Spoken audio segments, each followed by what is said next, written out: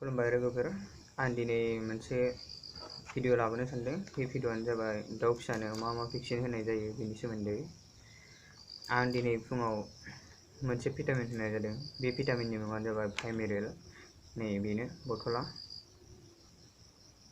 बिनि दामा 98 लायो। 60 ml थायो गासै। बे 60 ml आव दाउ फिसाफोरनि थाखाय लिरनाय दंखायो। 100 दाउ फिसानि थाखाय 5 ml होनाय जायो। आं दहाय फुङाव बेखौ मोननै ड्रिंकाराव मोननैजों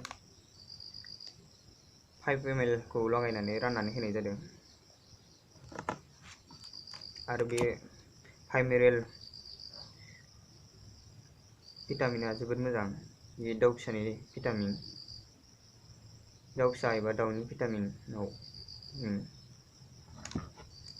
आरो नैबेनो दाखालि आं होनाय लेक्सिन पाउडारा।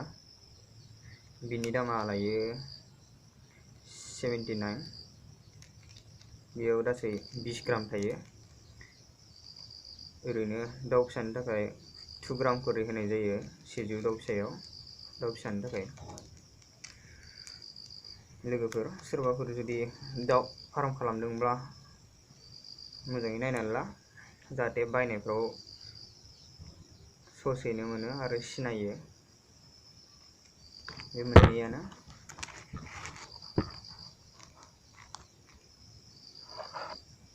लोगोफोर, दिनैनि भिडिअ एबा आंनि भिडिअफोरखौ नायनानै मोजां मोनदोंब्ला लाइक खालामदो, शेयार खालामदो, आरो अन्नानै चेनेलाव गोदान नायदोंब्ला साबस्क्राइब खालामना होदो, जाहाथे गोदान गोदान भिडिअ मोननो हायो आरो आंबो थुलुंगाखांनानै भिडिअखौ खालामनो हायो। बयबो अनसायोब्ला, जाहाथे जोंनि बर' हारियाव मोजाङै मोजां आबादारि एबा दाउ फिसिग्रा बायदिसिना बेबायदिनो बागान आरि खालामनायफ्राव हेफाजाब होनो हायो। बेबायदिनो आबाद मावनायनि सोमोन्दै भिडिअ खालामनो होननानै आं गोसोआव सानबाय दङ। जाहाथे नोंसोरनि अनसायनाय मोनोब्ला आङो भिडिअखौ मोजां खालामनानै नोंसोरनि थाखायबो आरो आंबो मोजाङै मोजां दावगालांनो हायो आरो जोंनि बर' हारियाव मोजां थुलुंगाखांनायजों बयबो समानै दावगालांनो हायो।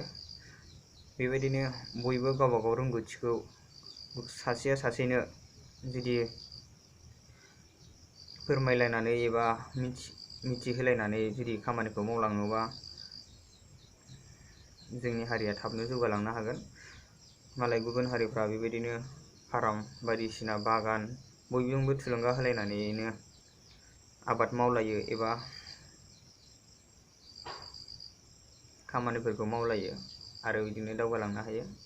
जाहाथे गावनि रोंगौथिखौ मालायनो शेयार खालामाबालासिनो थानाङा। जाहाथे जा एसे रोंगौ बेखौनो शेयार खालामनानै जाहाथे बयबो दावगालांनो हायो, बेखौनो आं सानो। आं बेनि थाखायनो बे इउटिउब चेनेल एबा भिडिअखौ खालामनाय जादों। गोजोन्थों रायजोफोर। दिनै भिडिअआ एसेनोसै। जाहाथे नोंसोरो आंनि भिडिअखौ नायनानै मोजां मोनदोंब्ला लाइक खालामदो, शेयार खालामदो, आरो चेनेलाव गोदानबा अन्नानै चेनेलखौ साबस्क्राइब खालामना होदो। गोजोन्थों रायजोफोर।